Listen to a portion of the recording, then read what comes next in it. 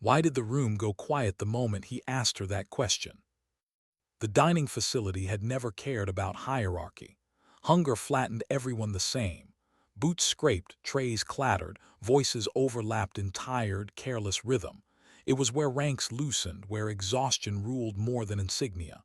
And yet, when Gunnery Sergeant Trent Miller leaned forward and asked, "And what is your rank?" something invisible snapped tight in the air. Commander Eva Rostova didn't answer. She didn't flinch, didn't straighten, didn't apologize or explain. She simply looked at him with eyes that had already measured the cost of this moment and decided it wasn't worth paying yet. She was used to being unseen. Her uniform told no story. No patches, no tabs, no badges announcing where she'd been or what she'd survived. To most people she looked unfinished, incomplete. A woman occupying space without credentials, that was intentional. In her world, visibility was a liability. She returned her attention to the tablet beside her tray. Lines of data flowed like a private language. Signal anomalies, pattern irregularities, ghosts hiding inside noise. Miller mistook her silence for weakness. He filled the space with his voice, with his rank, with the weight of years spent shouting men into motion. He talked about live fire exercises and real warriors and boots on the ground. He talked about respect as if it were something taken, not earned. Around them Marines shifted. Some smiled, some didn't, everyone watched. Eva listened, not to his words but to the timing of them, the rhythm of dominance, the familiar cadence of someone used to never being challenged. When she finally moved, it was small, precise. She turned her tablet face down. That single gesture meant more than anything she could have said. A quiet switch flipped. A system began recording. She took a bite of chicken, chewed, swallowed. Miller faltered. It wasn't anger that unsettled him. It was irrelevance. She had removed him from the equation entirely. No reaction, no submission, no fight. He left angry, she stayed calm. And when she walked out of the DFAC minutes later, she carried with her something no one else noticed, a timestamp. The first data point in a chain that would soon expose everything. She didn't feel proud, or wounded, or vindicated. She felt focused. Because beneath the base, beneath the noise of egos and routines, something else was moving. Something quiet, something patient. And Eva Rostova had already heard it whisper. Why did she feel calmer after being publicly humiliated? The door to the SCIF sealed behind her with a sound like finality, a soft hydraulic sigh, the kind that erased the outside world in an instant. The laughter, the clatter of trays, the weight of eyes lingering on her back, all of it vanished. Here, there were no spectators, no assumptions, only systems that either worked or failed and truths that didn't care who believed in them. Commander Eva Rostova exhaled, slow and controlled, as the temperature dropped a few degrees around her. Filtered air, sterile, clean. This space had no patience for emotion. That was why she trusted it. She crossed the operations floor without urgency. Analysts sat at their stations, faces lit by the shifting glow of spectral maps and scrolling telemetry. Some nodded to her, others didn't. She didn't mind either way. Attention was a currency she rarely spent. At her console, Oracle, she docked the ruggedized tablet from the DFAC. A small icon pulsed once. File transfer initiated. 4 minutes, 28 seconds. She didn't open it. She never did. Memory for her was not a blur softened by adrenaline or ego. It was clean, indexed, time-stamped. She could hear every inflection of Miller's voice without pressing play, could recall the exact moment his tone shifted from irritation to condescension, the half-smile, the way he leaned in, invading space because he thought proximity was power. She didn't record the encounter because she was offended. She recorded it because patterns mattered. She pulled up a new window and accessed the personnel database. Gunnery Sergeant Trent Miller, United States Marine Corps. The file opened with commendations. Combat tour. A chest full of proof that he had once been exactly the man everyone believed him to be. Eva scrolled. There it was, the undertow beneath the surface. Minor counseling statements, informal, dismissed, a junior sailor who'd felt belittled, a logistics NCO who'd reported unprofessional conduct, a civilian contractor who'd stopped short of a formal complaint. None of it enough on its own. Together, it formed a shape she recognized. She closed the file without judgment. People didn't become dangerous all at once. They accumulated permission, years of being right, years of being praised, years of never being corrected when correction mattered. Her fingers hovered over the keyboard for a moment before opening the range control logs. The cancellation of the live fire exercise wasn't personal. It never was. Her team had been conducting a deep spectrum sweep when the anomaly surfaced, a whisper riding on frequencies no one else bothered to look at anymore. It wasn't loud. It wasn't urgent. It was patient. Low probability of intercept, polymorphic hopping, designed to look like background noise unless you knew how to listen sideways. To anyone else, it was nothing. To Eva, it was a question. Who was close enough to whisper? She brought up the incident report template. The cursor blinked, waiting. She typed with the same precision she used everywhere else. Time, location, subject, action. No adjectives. No emotion. She didn't write hostile. She wrote verbal confrontation. She didn't write demeaning. She wrote questioned operational authority in a public setting. Facts didn't argue back. When the report rooted itself up the chain, she felt no satisfaction. Documentation wasn't revenge. It was insurance. A soft cough interrupted her focus. Lieutenant Commander Calloway stood a few steps away, uncertainty written into the way he held his shoulders. He was competent, earnest, still believed that fairness lived somewhere inside the system if you explained yourself clearly enough. "I'm hearing chatter," he said quietly, "about the DFAC." Eva didn't turn. "It's documented." Calloway nodded, though his concern didn't fade. "Miller's spinning it. Says one of our people disrespected him. He's got credibility, especially with Vernon." "The data will contextualize the narrative," she replied.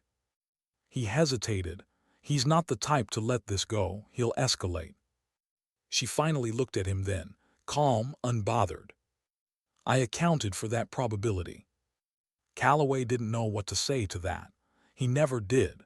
He returned to his station with a sense of unease he couldn't quite articulate. Eva turned back to Oracle. She initiated a recalibration sweep. Systems purged. Sensors realigned. As the display reset, her eyes drifted to the small object resting beside the console, a blackened coin, worn smooth at the edges. A phoenix rising from tangled antennas. Faith in the antennas. Her first unit. A program that no longer officially existed. A place where she'd learned that silence wasn't absence, it was positioning. She thought briefly of the young Marines standing behind Miller.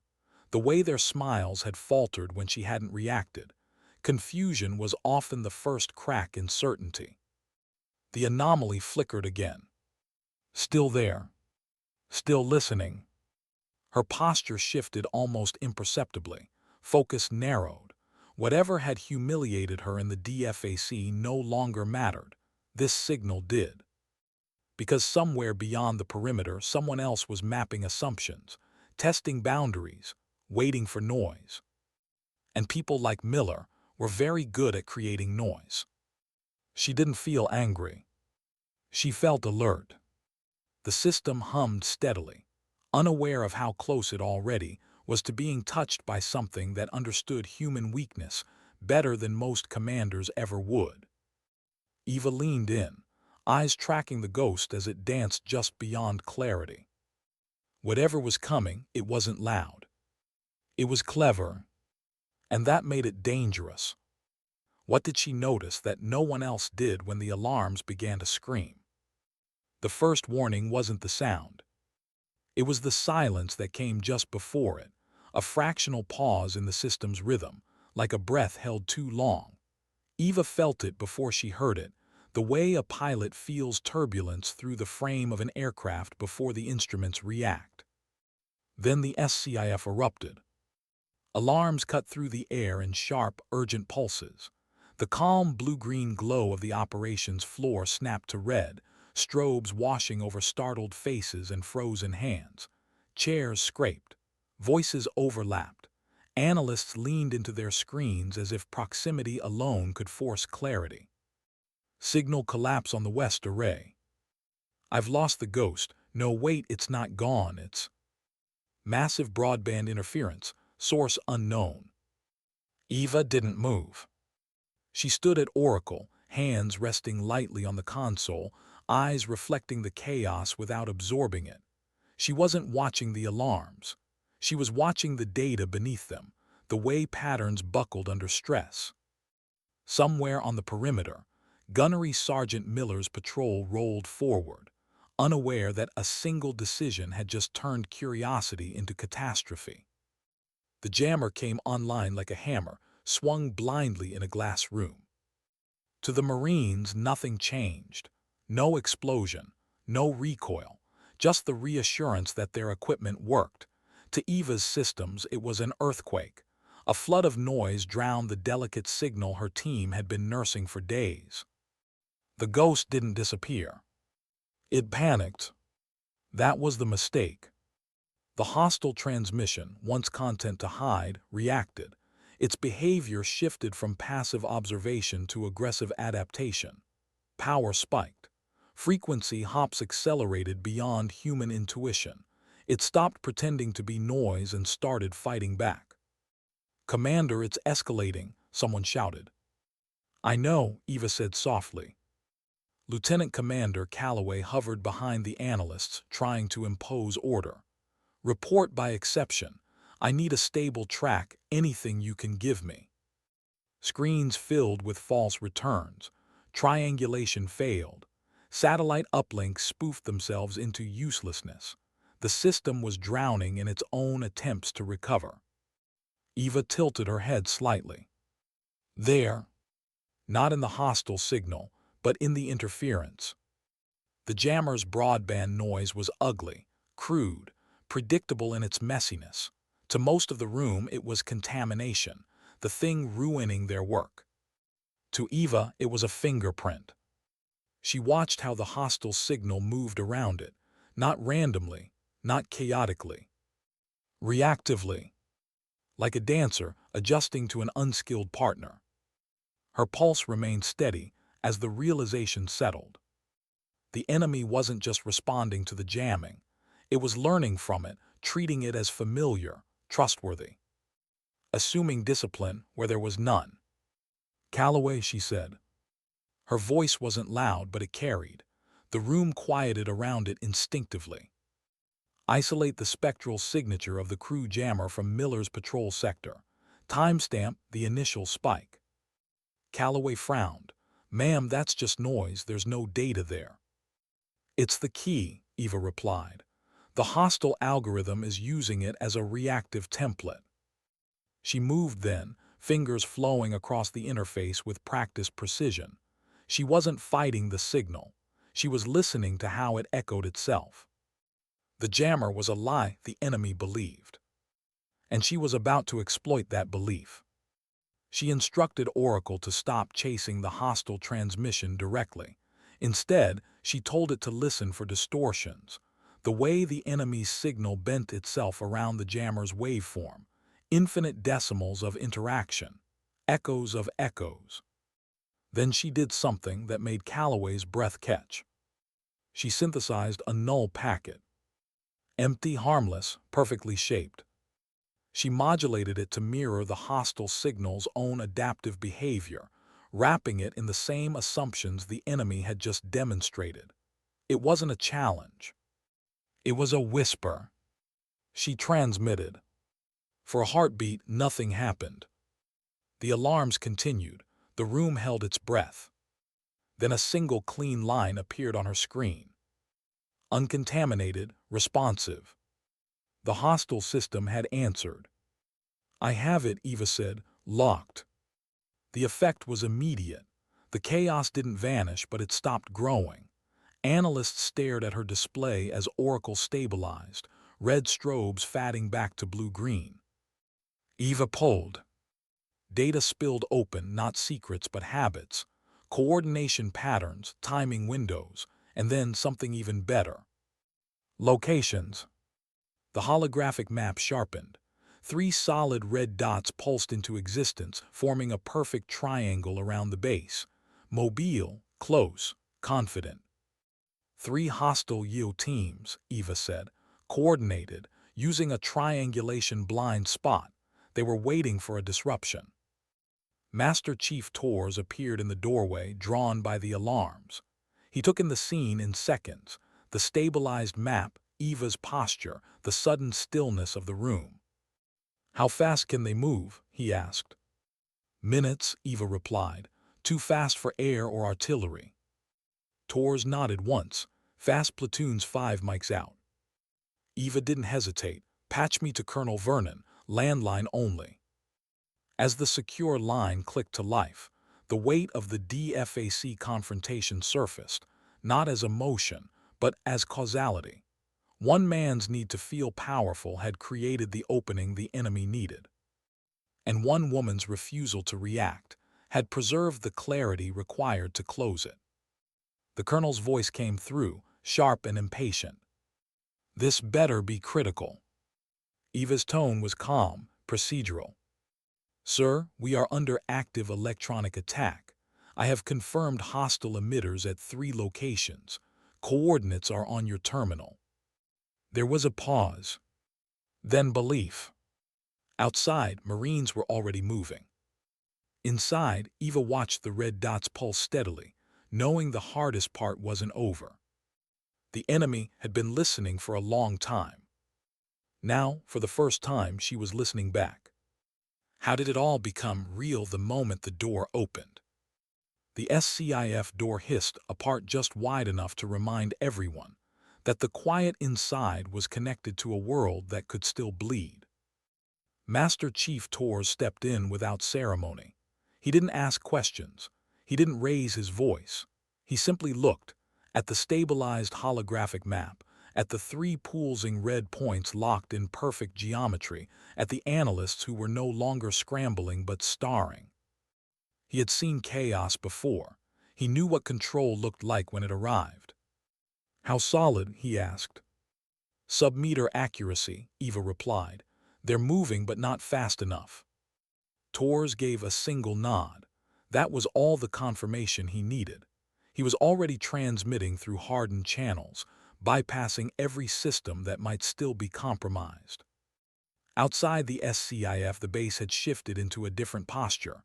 Alarms didn't scream anymore. They pulsed, controlled, intentional. Vehicles moved without sirens.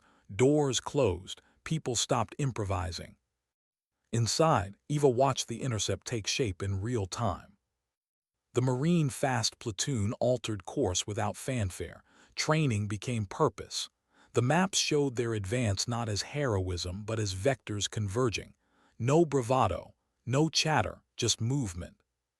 She fed them updates through layered relays, old school, redundant, almost archaic by design. Each hostile team was cocooned in confidence, their equipment humming quietly inside unmarked vans. They believed they were invisible. That belief was their last mistake.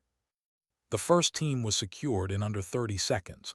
Doors yanked open, hands zip-tied, confusion etched into faces that hadn't prepared for physical contact. The second fell moments later. The third tried to move, but Eva watched their route adjust and corrected the platoon's angle before they could escape. No shots fired. When the final red dot faded from the map, the room exhaled. Calloway leaned back against a console, hands braced, eyes wide. "We almost lost everything." Eva didn't respond. Almost wasn't data. What followed moved slower, heavier. By morning, the tone had changed. The debriefing room was too bright, too clean. Truth always preferred shadows, but it didn't get to choose. Colonel Vernon sat at the head of the table, jaw set, eyes sharp. To his left, Master Chief Torres stood at ease. To his right, Lieutenant Commander Calloway looked tired but steady. Across from them sat Gunnery Sergeant Miller. He didn't look like the man from the DFAC. His shoulders were rigid but not confident. His hands rested flat on the table, fingers locked together as if he were holding himself in place. First Lieutenant Davies sat beside him, pale, avoiding eye contact. Eva stood near the display wall, hands folded behind her back. She hadn't been asked to sit. She hadn't needed to. Vernon spoke without preamble. "We're here to establish facts." The words landed like weight. He acknowledged the success first, the captured teams, the intelligence windfall, the narrow margin by which disaster had been avoided. Each sentence built pressure, not relief. Then he turned his attention to cause. "Miller," he said quietly, "explain why your jammer was active."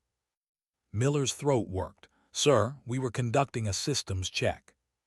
Davies leaned in, eager. "Standard procedure, Colonel." Vernon didn't raise his voice. Standard procedure does not happen 30 seconds at a time, and it does not happen one day after a public confrontation. He looked to Calloway. "Play the attachment." The room filled with background noise, trays, voices. Then Miller's own words echoed back at him, stripped of context and pride. "And what is your rank?" The silence afterward was total. Eva felt no satisfaction, only closure. Vernon leaned forward. "Your need to feel dominant nearly handed this base to the enemy." He gestured toward Eva. "Commander Rostova took your recklessness and turned it into a weapon, not because she had to, because she could." Eva was asked to explain the event. She did. Waveforms replaced faces. Logic replaced emotion. She showed them how arrogance had created predictability, and predictability had been exploited. When she finished, no one clapped, no one spoke. Miller stood. He turned to her slowly, years of certainty collapsing into something raw. He saluted, not because regulations demanded it, but because his instincts finally understood what his ego had missed. "Ma'am," he said, voice breaking. Eva returned the gesture with a small nod. Not forgiveness. Acknowledgement. Later, back in the SCIF, the systems hummed steadily. The map glowed calm again. Master Chief Torres placed a worn patch beside her console, a phoenix stitched in muted thread. "Some of us recognize quiet professionals," he said. Eva didn't smile. She returned her gaze to the screen, where new data was already loading. The noise had passed. The work hadn't. And somewhere beyond the perimeter, someone else was already listening. What lingers after accountability is enforced, but before healing begins.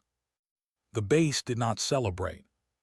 There were no formation speeches, no congratulatory emails blasted across the network, no dramatic retellings in the smoke pit. What happened was too close, too quiet, too revealing. Victory, when it came from almost failing, carried a different weight. By the next morning, Joint Operations Base Archer looked the same on the surface. Vehicles rolled, aircraft lifted, coffee brewed, but something underneath had shifted, subtle as tectonic plates grinding into a new alignment. Commander Eva Rostova noticed it immediately. She felt it in the way conversations paused when she entered a room, not from fear, not even from reverence, but recalibration. People were adjusting old assumptions, updating internal models. The base was relearning who mattered and why. Back inside the SCIF, Oracle processed captured data at a relentless pace. Streams of encrypted architecture unfolded like a confession written in a language only machines and a few humans could read. Eva stood at the console, eyes moving with the flow, her posture relaxed but alert. The enemy teams hadn't just been probing. They had been inside. Logic bombs, sleeper routines, backdoors buried so deeply they survived multiple audits. Whoever had built this attack didn't rely on brute force. They relied on patience and on human error. Eva cataloged each finding without reaction. Fear wasted time. Anger corrupted judgment. The system didn't care how close disaster had come. It only cared what was true now. Lieutenant Commander Calloway approached quietly, holding a slate. "Initial assessment confirms it," he said. "They were watching us for months." Eva nodded. Then this wasn't a failure, it was a reveal. He hesitated. "Miller's facing Article 15. Davies too. Careers are uncertain." "That outcome aligns with the data," she replied. Calloway studied her for a moment. "Do you ever," he stopped himself, tried again, "does it bother you being underestimated like that?" Eva's fingers paused over the interface. "Assumptions are exploitable," she said. "I don't discourage them." Calloway almost smiled. Almost.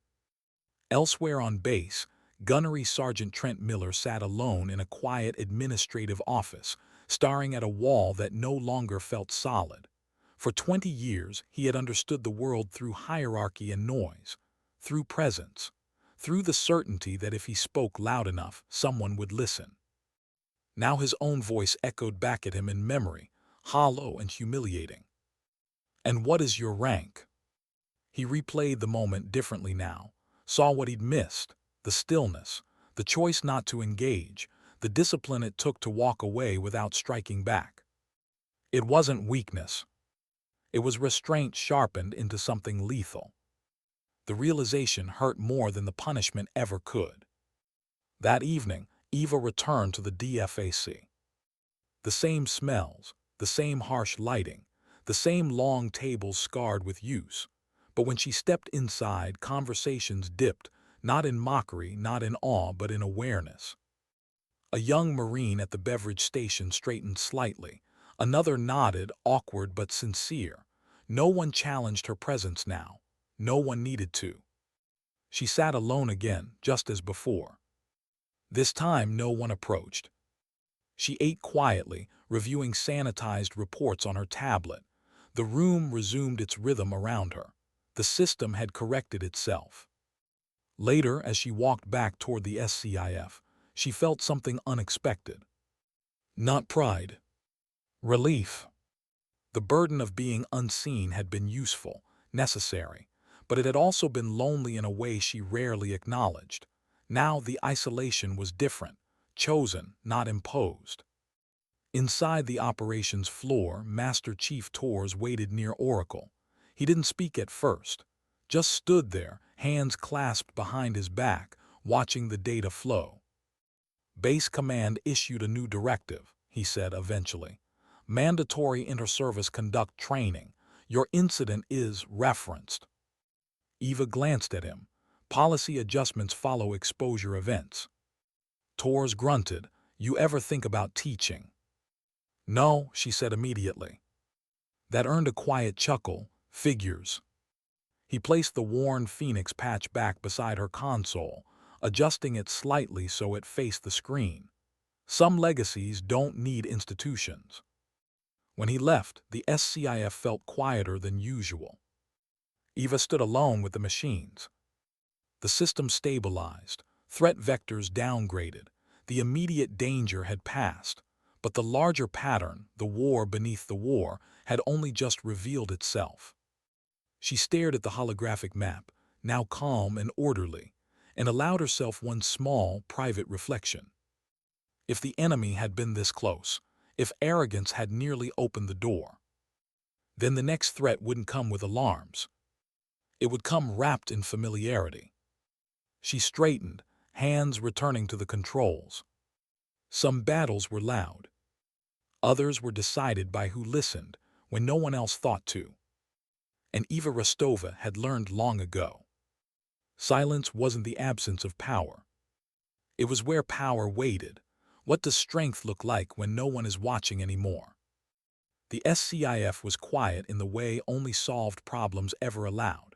No alarms, no raised voices, just the steady hum of machines doing exactly what they were designed to do. Oracle's holographic map glowed in calm blue and green, friendly signals layered cleanly across the region like a promise that would only last if someone kept watching.